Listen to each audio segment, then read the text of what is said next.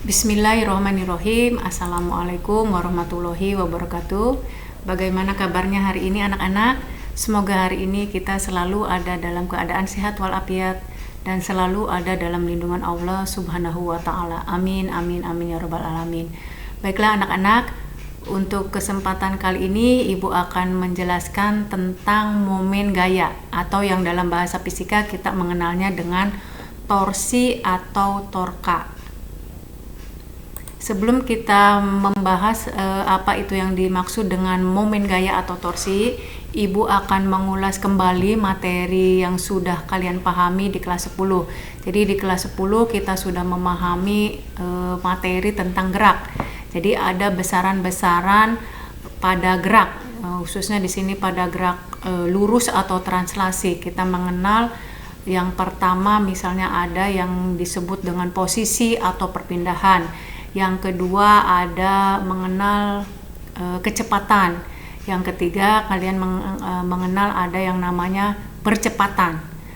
Demikian juga pada gerak melingkar atau gerak rotasi, besaran-besaran itu ada. Jadi pada gerak lurus atau translasi kita mengenal ada posisi, maka pada gerak rotasi kita mengenalnya dengan posisi sudut.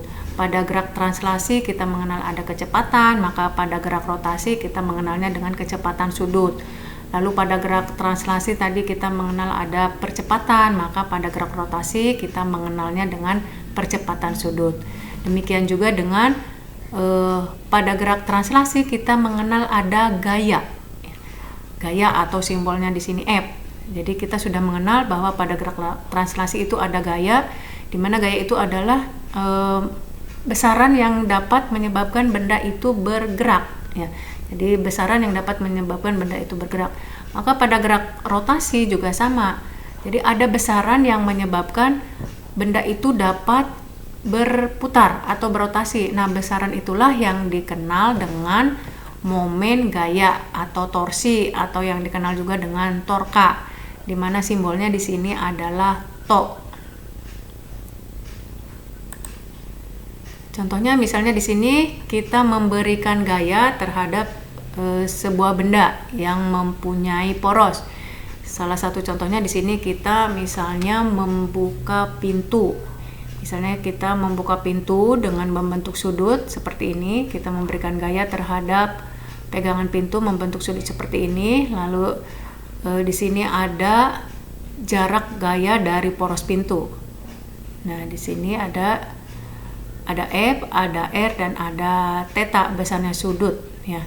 Nah, secara matematis momen gaya atau torsi dapat dirumuskan bahwa to sama dengan F dikali R dikalikan sin theta, di mana F ini adalah besarnya gaya yang bekerja pada benda. Lalu di sini ada R. R itu adalah jarak atau panjang gaya terhadap poros, ya.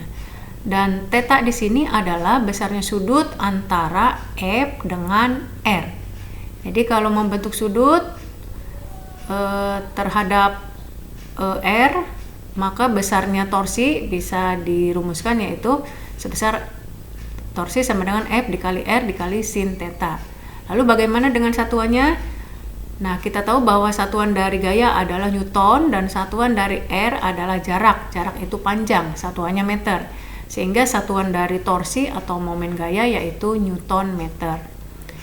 Lalu bagaimana kalau gayanya itu tegak lurus? Ya, bagaimana kalau gayanya membentuk sudut 90 terhadap R?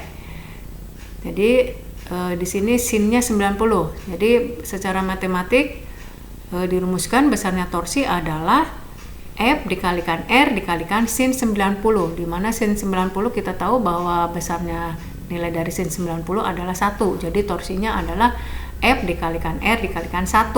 Jadi F dikalikan R. Jadi besarnya torsi adalah FR.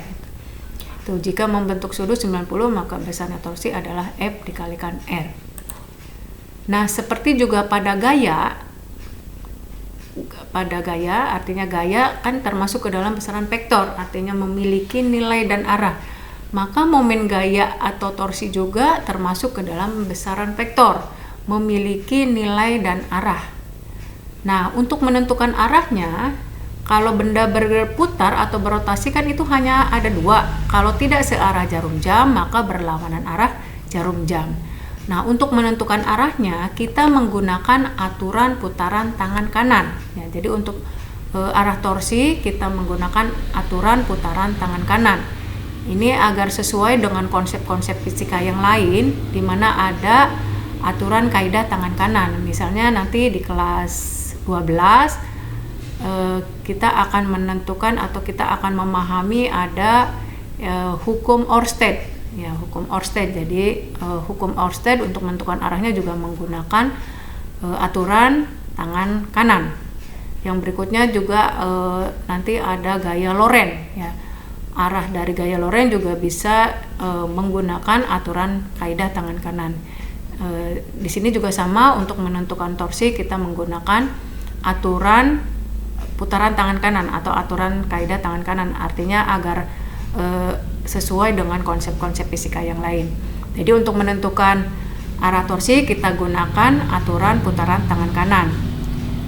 Jika arah putaran keempat jari berlawanan arah dengan jarum jam, torsi positif, dan sebaliknya jika arah putaran keempat jari searah jarum jam, maka torsi negatif. Itu. Jadi untuk menentukan arahnya menggunakan aturan putaran tangan kanan. Demikian anak-anak yang bisa Ibu sampaikan pada kesempatan kali ini. Kurang lebihnya mohon maaf. Kita ketemu di kesempatan yang akan datang. Terima kasih. Wabillahi taufik wal hidayah. Wassalamualaikum warahmatullahi wabarakatuh.